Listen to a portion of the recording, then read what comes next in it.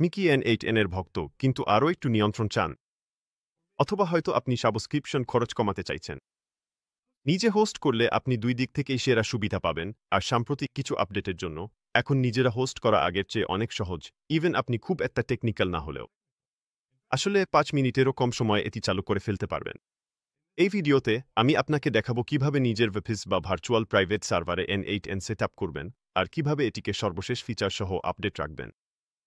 এই টিউটোরিয়ালের জন্য আমরা হোস্টিংয়ে ব্যবহার করছি, কারণ তারা NHTN এর জন্য এক ক্লিক ইনস্টল এবং মাসে $5 কমে VPS প্ল্যান অফার করে।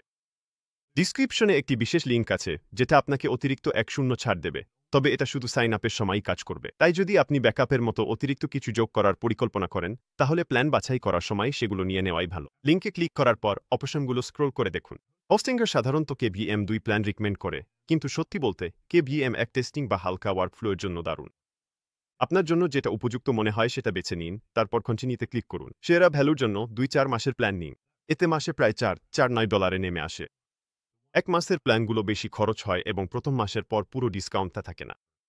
আপনাকে জিজ্ঞেস করা হবে আপনি কি দৈনিক ব্যাকআপ চান কিনা। পুরোটাই অপশনাল, তবে অবশ্যই ভাবার মতো বিষয়। এই ডিসকাউন্টটা এটাতেও প্রযোজ্য।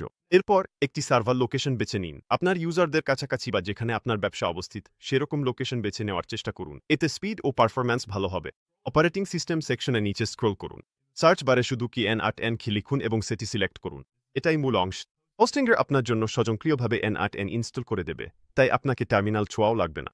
আপনি আপনার পছন্দগুলো ঠিক করে নিলে এগিয়ে যান এবং চেকআউট সম্পন্ন করুন। চেকআউটের পর আপনি সার্ভার কনফিগারেশন পেজে চলে যাবেন। প্রথমে আপনাকে একটি রুট পাসওয়ার্ড সেট করতে হবে। এটাই আপনি পরে আপনার ওয়েবসাইটে প্রবেশ করতে ব্যবহার করবেন, তাই এটা কোথাও নিরাপদে সংরক্ষণ করুন। আপনি চাইলে একটি সেকিও যোগ করতে পারেন। এটা মূলত অভিজ্ঞ ব্যবহারকারীদের জন্য, তাই আপনি যদি নিশ্চিত না হন এটা কি, তাহলে এটা বাদ দিতে পারেন। ফিনিশ সেটআপে ক্লিক করুন এবং আপনার সার্ভার প্রস্তুত হতে শুরু করবে। এটা সাধারণত 5 থেকে 10 মিনিট সময় নেয়। একবার প্রস্তুত হলে হোস্টিংয়ের ড্যাশবোর্ডে ফিরে যান, ওয়েবসাইটে ক্লিক করুন, তারপর আপনার নতুন সার্ভারটি সিলেক্ট করুন। ম্যানেজে ক্লিক করুন এবং আপনি ওয়েবপিস কন্ট্রোল প্যানেলে চলে যাবেন, যেখানে আপনার সার্ভারের সব সেটিংস অ্যাক্সেস করতে পারবেন।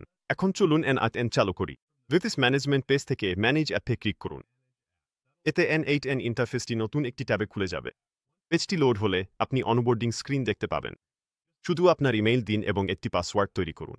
আপনাকে N8N কিভাবে ব্যবহার করতে চান সে সম্পর্কে কয়েকটি দ্রুত প্রশ্নের উত্তরও দিতে হবে। এটা শুধু আপনার অভিজ্ঞতা আরও ভালো করতে সাহায্য করে। এরপর আপনাকে N8N কমিউনিটি এডিশনের জন্য একটি ফ্রি লাইসেন্স কি অফার করা হবে।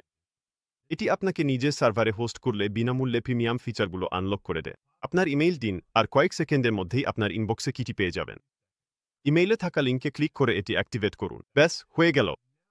এখন আপনার নিজের সার্ভারে N8N ইনস্টল এবং চালু হয়ে গেছে। পরে আবার ফিরে যেতে চাইলে শুধু আপনার ওয়েবসাইটের আইপি অ্যাড্রেস ব্রাউজারে লিখুন, অথবা আরও সুন্দর ইউআরএল চাইলে কাস্টম ডোমেইন সেট আপ করতে পারেন। চলুন সবকিছু ঠিকঠাক চলছে কিনা সেটা দ্রুত একটা টেস্ট দিয়ে দেখে নেই। আপনার N8N ড্যাশবোর্ড থেকে start from scratch A click করে একটি নতুন ওয়ার্কফ্লো তৈরি করুন। অথবা শুধু ঘুরে দেখতে চাইলে এই এজেন্ট অ্যাসিস্ট্যান্টের মতো বিল্ট-ইন ডেমো ওয়ার্কফ্লোগুলোর যে কোনো একটি ট্রাই করতে পারেন।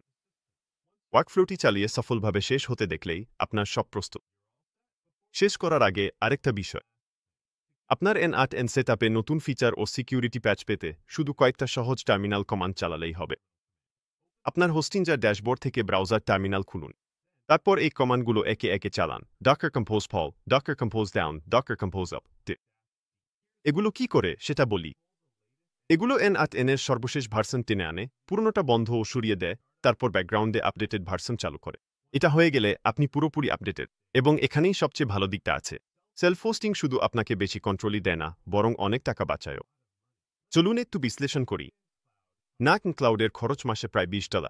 2 বছরে সেটা দাঁড়ায় $480। হোস্টিংজারের 2 বছরের ওয়েবপিস প্ল্যান মাত্র $10,778। এতে আপনি $372.22 বেশি সাশ্রয় করছেন। এমনকি প্রতিদিন ব্যাকআপ যোগ করলেও মোট খরচ হবে প্রায় $172.58। তবুও N8N ক্লাউডের তুলনায় আপনি $307.42 সাশ্রয় করছেন। তাহলে যদি আপনি মাসিক খরচ ছাড়াই শক্তিশালী অটোমেশন তৈরি করতে চান, তাহলে সেলফ হোস্টিংই সেরা উপায়। হোস্টিংজার ওয়েবপিস প্ল্যানে ছাড় পেতে ভিডিওর বিবরণে দেওয়া লিঙ্ক ব্যবহার করুন। দেখার জন্য ধন্যবাদ। শুভ অটোমেশন।